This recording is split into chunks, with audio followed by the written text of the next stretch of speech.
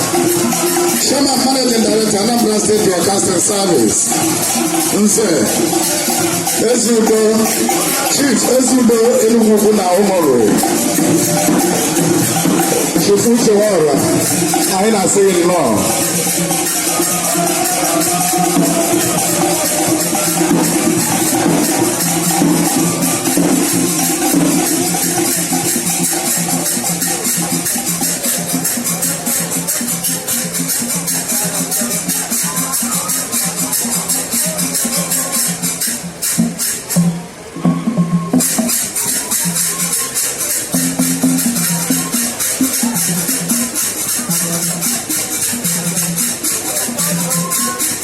Ndị na-agbaji na-agba ohe kịta ọzọ mpụ eze nne ya ọzọ mpụ eze nne ya Enugu ukwu na Ụmụnri ọzọ mpụ ọkpụzụ Enugu ukwu na Ụmụnri ọzọ mpụ Nwachinamalụ Enugu ukwu na Ụmụnri. Anyị na-ekene ụnụ, anyị na-ekene ụnụ.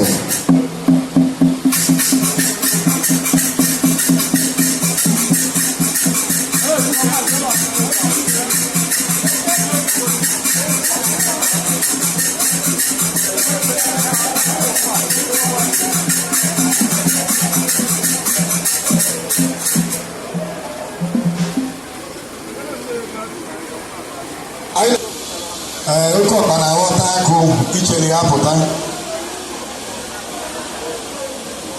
A na-asọlụ ọraba aba nwa mmadụ ogbo ya asị na ya ka a na-asọlụ ọrụ omenala ka ndị nna nna anyị basi eme ya ka anyị si eme ya ihe ọyara na-aghọ anyị ọyara ịnụ anyị. President General Urokwe Community Development Union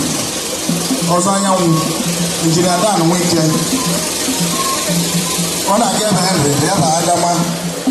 a sịrị anụ kwuo na mma na-ekwu ka o si kwesị daalụ nụ.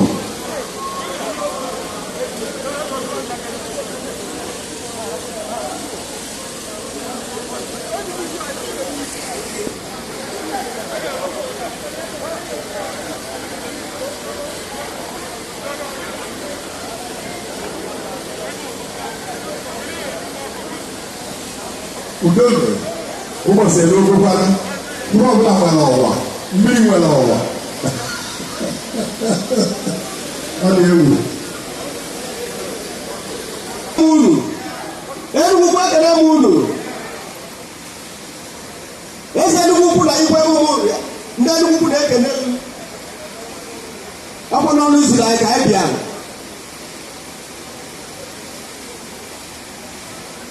PG gị na ndị otu anyị na-ekele ndị nze nọkwa ebe a abụ m uchu ụlọ akụ kpole ekele kponye ndị nze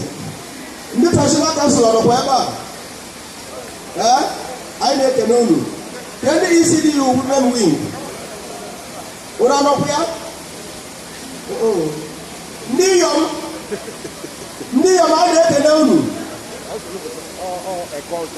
Enugu na nnọọfịa ekele m unu Enugu anyị dị matanụ aka mkpịsị na akwụkwọ ekele m unu ọkwashi ugwu ekele m unu Enugu ezike mma mmanụ ụlọ agbapụ ya ndị Urokwe gwara odu si ụlọ odu bịa tata ga-agba ndị Enugu ezike na ala ha bịa ebe ahụ ha bịa were ihe ọ bụghị ya na-ekwu ndị Enugu ezike dịkwara ndị Urokwe bụrụ ụlọ ala unu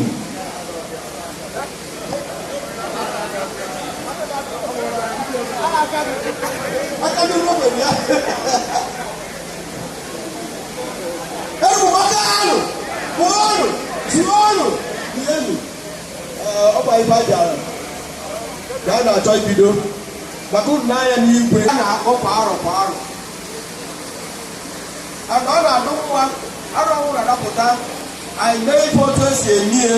kọwalụ ndị na-anọrọ arọ gara aga ife a na-eme ife gbasara ịkpọ ji ọya ka anyị na-eme anyị mechaa ji anụnwa unu ruru ife odu nkata ukwu kwuru mgbe anyị nọ n'ime nkwọ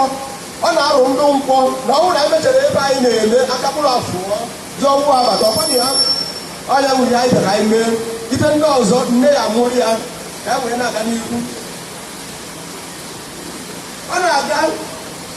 arọ dụra na ọnwa dụra na ọnwa ịtọ na-arọ ọhụụ eze Enugu Ukwu na Igwe Ụmụogu na the traditional council na ndị nze na ọzọ a na-anọkọ kwuo onye a ga-achọ ka ọ kpọọ ji ụrụ ihe a nọ na ya na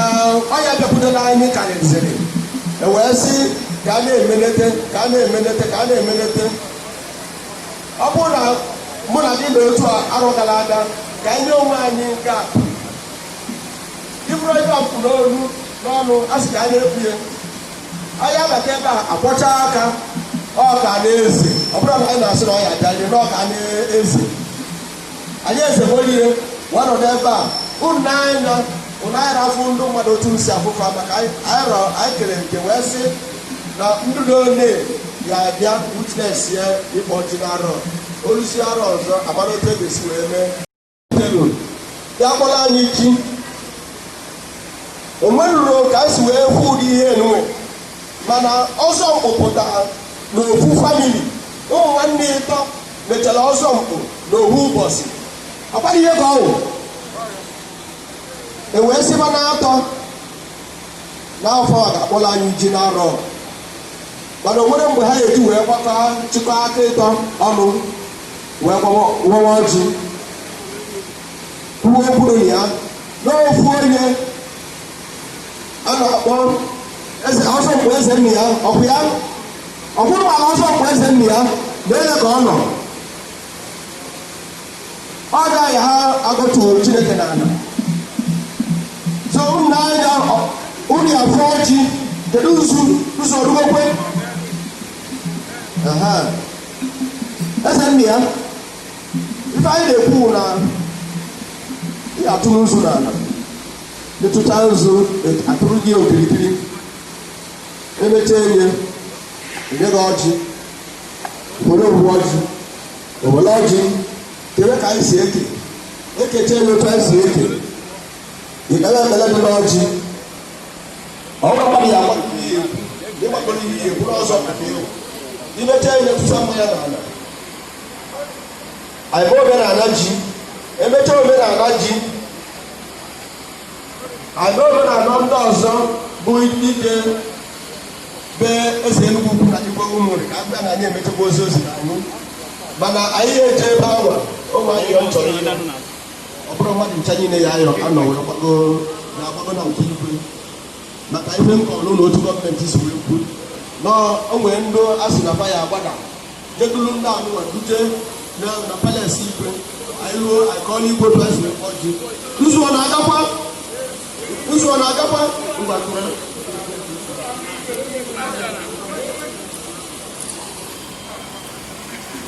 ogbe ka a na-atụ na mgbago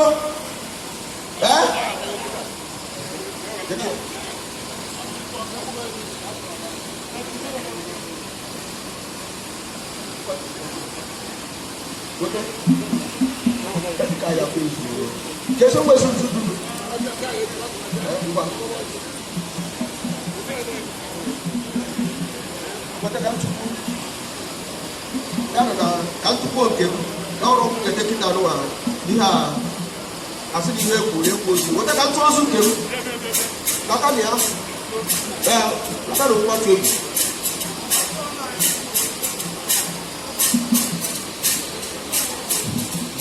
anyị adịghị etinye nara abụọ eze ndị ya na ụmụ na nwanne ya na ụmụ ya dịka ebi ọrụ eze ya dịka eji ụkwado okwu ya dịka eji ọdụ kadu ukwu ogologo ndụ adịsị ka na ọ dị mma ịba akụ ya ọya wee na-asị na anyị ga-ayọ eze ndị ya ka o nwere ọjị ọnụsọrọ eze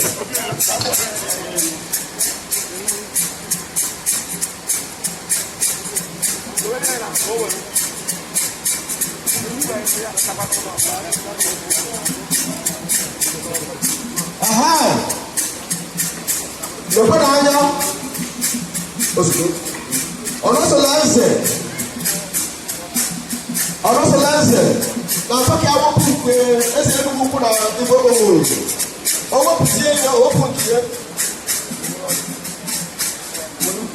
eze ndị ya were ọdụ kazi ukwu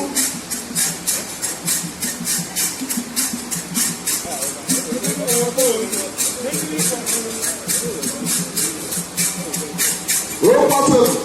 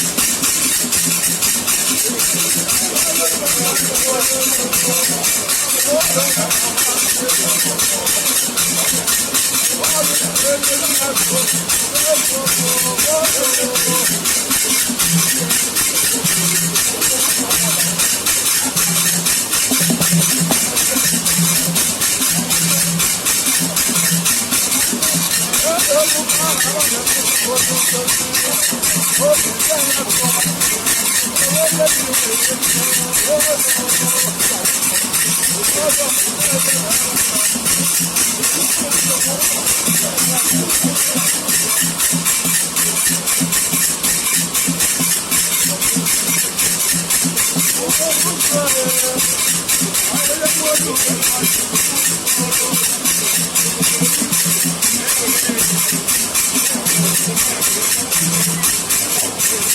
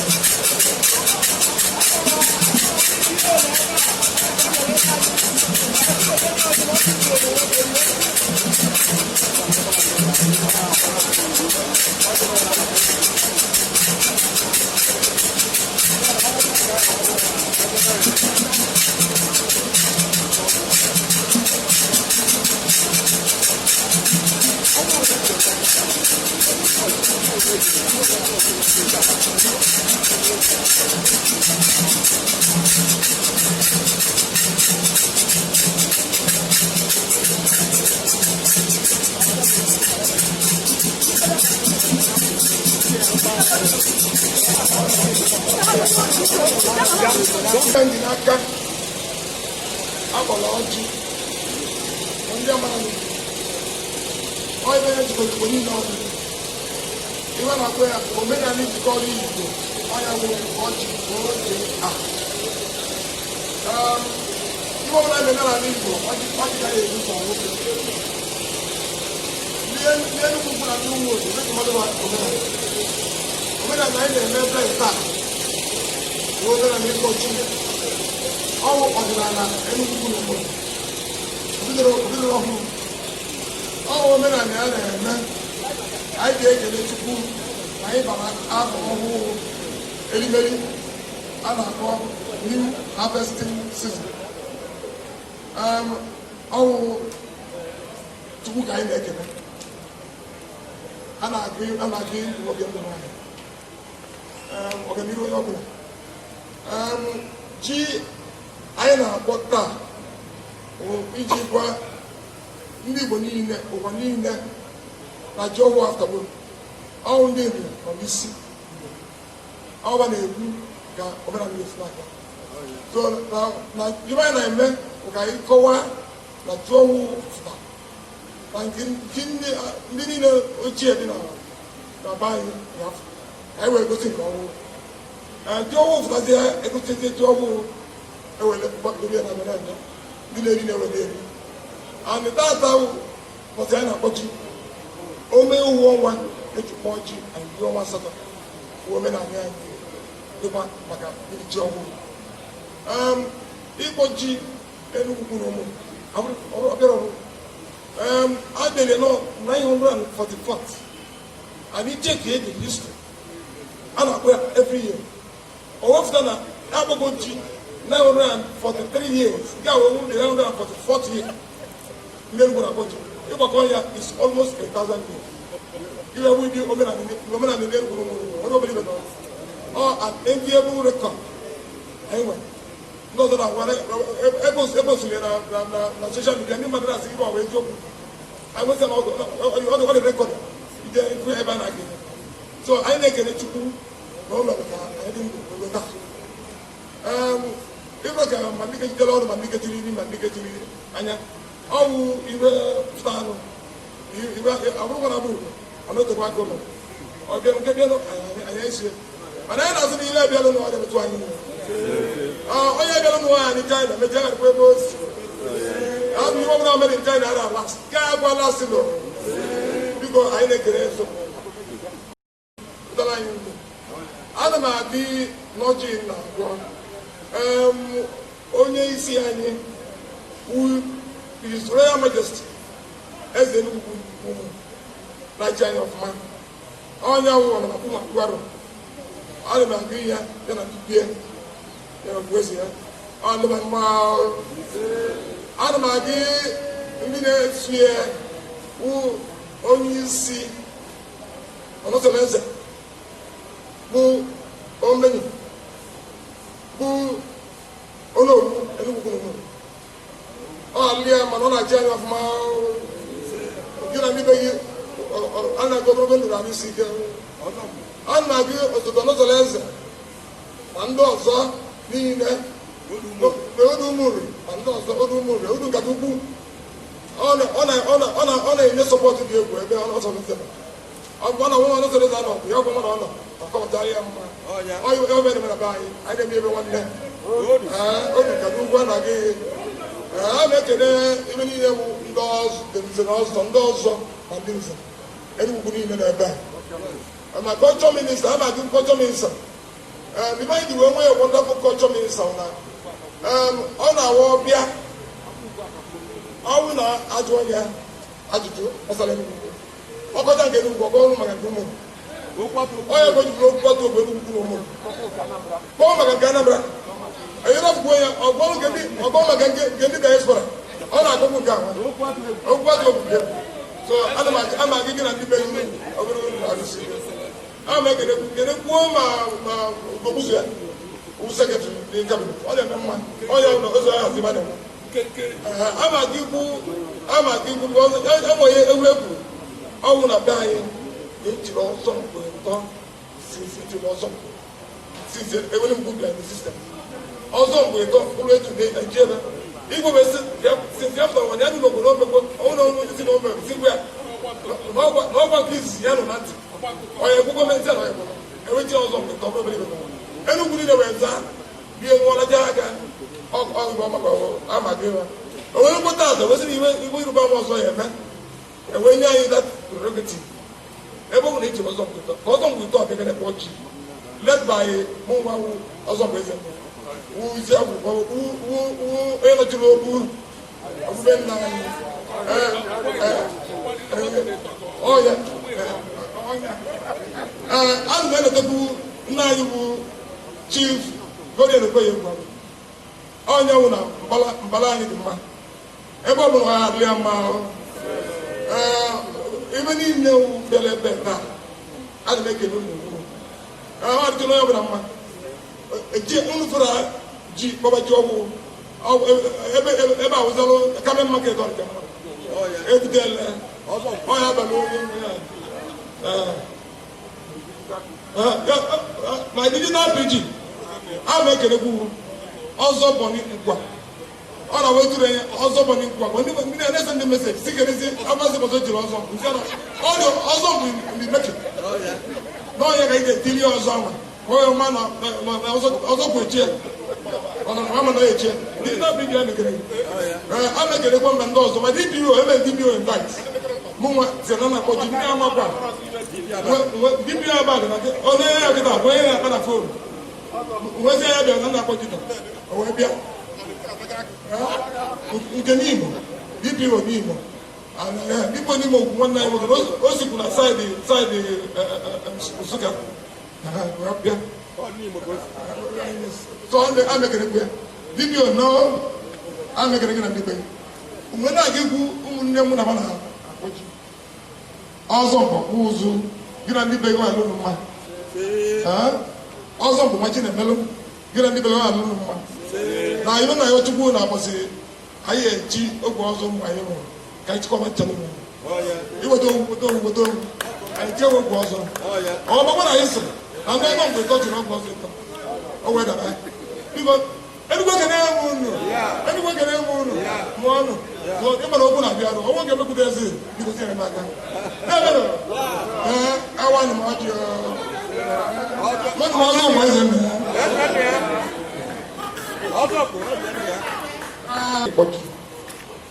ọjị mkpọchi a ewetara anyị nnukwu ibe ewetara anyị n'iru ewetara anyị ụba ewetara anyị ụba enwere na sidigbo ka Chineke ele anyị aka ihe ọbụla ibe anyị Chineke ele anyị aka abala onye ana biko mgbe m na-agụkwa ọjị eletakwa m ndị ụmụnne anyị ma ndị agha ugwu ma ndị Enugu gị ma ndị n'ọbịa ma ndị Enugu Ezike o ndị vileji m weta niile na-ekiri agọrọ arụrụ na-ejekwa ụlọ onye ọbụla weta anya ụnụ ga-ahụ na-ebu na ya nọ na-emenụ ọlụ madụla ya na mma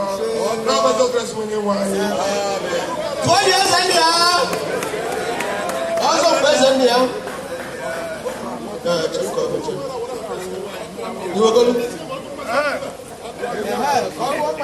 ọgba mmiri eji mara elu ndị ọzọ na-ede anyị nwere ede ngwọ ọmbịa ngwọ ka ndị na-ekele nna anụ elu mesoro anyị anụ ụmụ mesoro anyị ṅụọ mmanya anụ uru egwu mesoro anyị ṅụọ mmanya anụ ụmụnna m sitekwa sokwuru anyị ṅụọ mmanya anụ ekwu agụ usoro anyị ṅụọ mmanya anụ Naijiria ndị na-eso usoro anyị ṅụọ mmanya